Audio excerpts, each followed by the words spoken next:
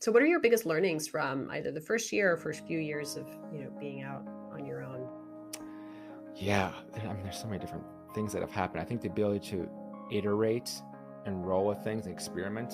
I do experiments all the time for different things, and I'm lucky enough to have built an audience over the last few years that's helpful because I can get more feedback faster. But everything has been iteration. Everything has been experiments. I'm kind of constantly testing different things, whether it be for like sales outreach and different messaging, or whether it be for what the content is itself on the newsletter. Obviously, there's different people I cover that are deep dives, but even within that, like I've played around with like not just listening to podcasts and reading profiles and writing a deep dive from that. I've read full books. I've read like Disney's 800-page biography plus another book that was on him to write the Disney deep dive. Like that was an experiment. I was like, could I do this? Would it be overwhelming? It took like 2 weeks instead of 1 week.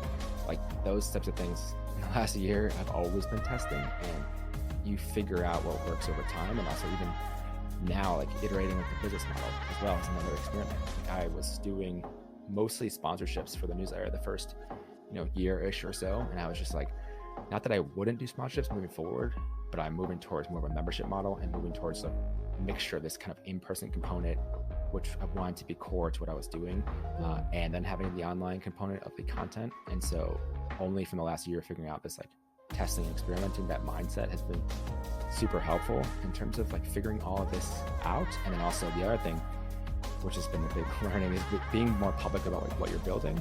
People are willing to help you out. And so I knew that kind of inherently before, and I had other projects I've done.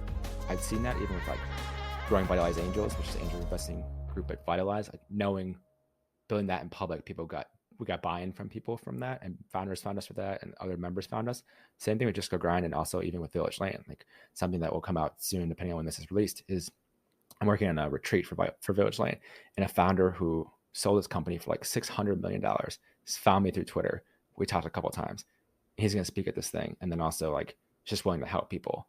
So I wouldn't have found them without being public about what I'm building, and then also asking for help, which a lot of founders struggle with. Mm-hmm. I don't struggle too much with it. I'm realizing how beneficial it is.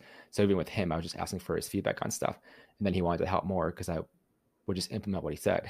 So Right. that's another lesson from this last like year. It's just like the asking for help side of things, the experimenting, all that's been helpful for me. That's awesome. And it's interesting to hear you talk about how so much of that help and support has come from the online community, even though, the in-person community is what you're really looking to build out. Yeah, and those deep relationships, though, I mean, a lot of things, especially now, just think about how work is operating now. Things that Mm. start online and then end up in person is like another depth. So, an example, again, for context, when we're recording this, yesterday I had a dinner with Headline, a venture firm, and I'm a scout for them, and they had brought all their scouts together. That started from them reaching out through LinkedIn because they had found the newsletter, had found value from the newsletter, knew I had this audience of founders. Then they were like, we're just starting the scout program. We'd love to have you be part of it. And then eventually, this is like months and months later, they're like, now we're doing a dinner for those scouts Yeah. in LA. So like the online, the online to like in-person like funnel Yeah. is very real if you kind of nurture that. And then it builds deeper relationships with all those people, because even there's a bunch of people from like Twitter that I've never seen in person that I saw in person the first time in this dinner. And now we're like following up, and now we're having calls. So like that's an interesting thing to see as well. Totally. I've found that a lot. I mean, I think we both shared in a digital nomad experience at some point during the pandemic. Yeah. And it was really fascinating to activate different cities and get to go to different places where you did have some of those online communities and connections and get to meet people in person while you were there. That was such a cool experience. And I would imagine that it's just going to continue to be like that.